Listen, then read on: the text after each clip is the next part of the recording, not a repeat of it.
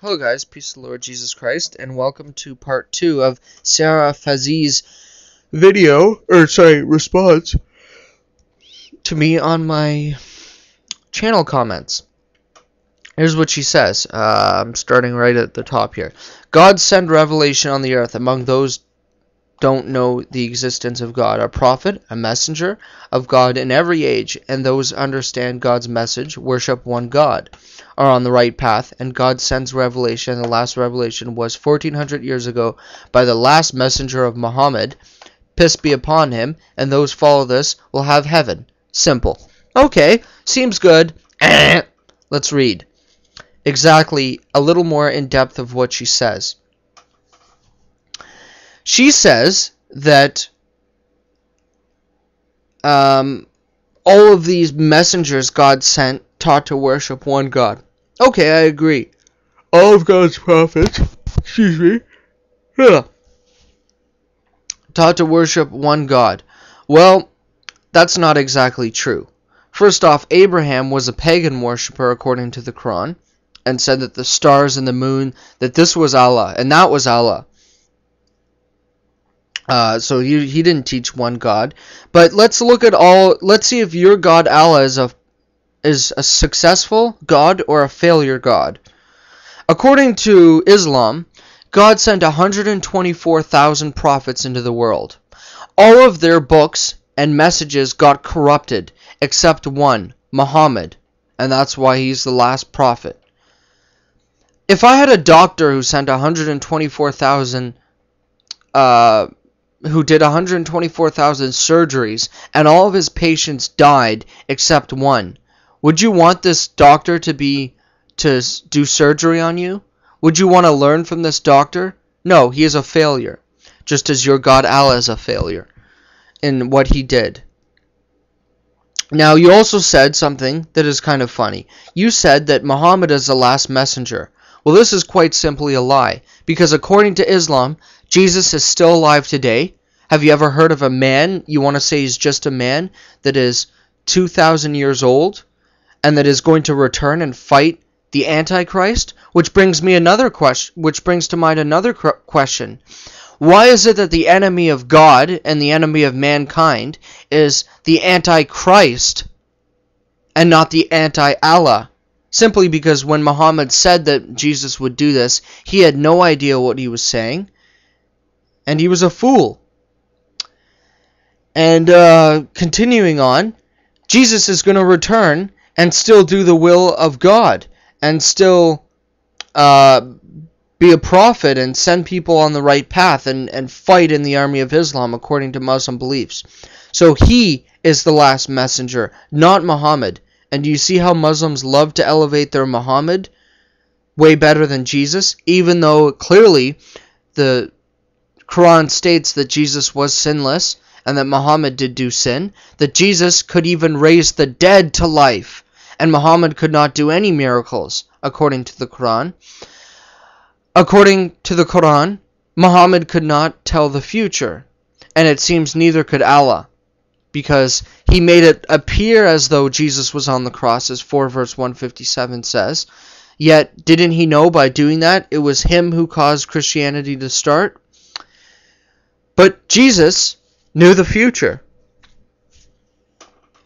And all in the Bible you can read his prophecies. And we'll read on to the second part. She says, and this book is corrupted, but not the pure Injil. So what book is corrupted you're mentioning? You're talking about the Injil. Duh. The book is corrupted, but it's not the Injil. Well, what book are you talking about? The Bible. What's in the Bible? The Gospels. Anyways, Jesus never say, worship me, or said, I am God. Well, here's the difference. Do we need the person to say this to establish truth? Show me in the Quran where Muhammad said, I am a prophet, follow me. Or where Mary said, I am a virgin, I am born of a virgin, Or show me where Muhammad said, I did not have sex with a little 6-year-old girl or 9-year-old girl. If that's how we establish truth, just because others don't say that about them, apply these same standards to your Quran, you bunch of hypocrites. Honestly, I'm getting about so sick and tired of this argument because it fails so many times. Jesus accepted worship from people. Jesus says, I am the Father are one. Jesus said, before Abraham was, I am. Jesus says, not everybody who says to me, Lord, Lord, saying that he is Lord. Jesus says, why do you call me Lord, yet do not do what I say? And so forth. And you say Jesus was not the Son and was not God? Well, let's turn to your own Quran. Let's go to the Quran and see what it says about certain things.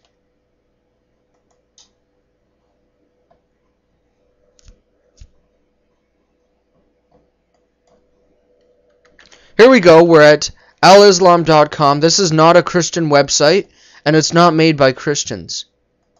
This is an Islamic website, the official government website of Saudi Arabia for endowment and doing your Hajj. And so this is not a Christian website. Here we are at verse 19 and chapter 19. And he said, Nay, I am only a messenger from the Lord, thy Lord, to announce to thee the gift of a holy son. A holy son of who?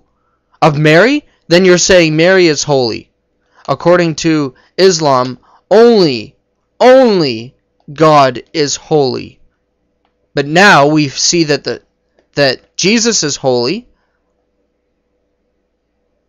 And a holy son of who? You said he was... Muslims' best explanation for this is Muhammad was created like Adam. Well, that's not true, because Adam was made from the dirt. Jesus came down from above, from the spiritual realm. When we say he came from above, I don't mean he came out of the sky. I mean he came from somewhere above us, above and greater than where we are. And anyways, so who is this holy son? Because have you ever heard of somebody who has a mother but doesn't have a father? And actually, Allah answers this. He says in the Quran, when somebody asks them, do you have a son? He says, how could I have a son when I don't have a girlfriend? Well, that pretty much proves that Allah is saying that he is a man. Because this is God. First off, this is the stupidest answer anybody could give. Because they were talking about the Virgin Mary. And who was the stupid dummy who told Allah that we believe that Mary was born out of having sex with Allah? No, that's why it's the Virgin Mary. And even your own book says that. And this is how stupid of an answer Allah gives. But does Allah need a girlfriend? This is him admitting that he's just a man. Because...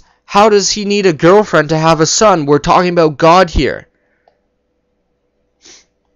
Anyways. Stay tuned for part 3, guys. Here we go.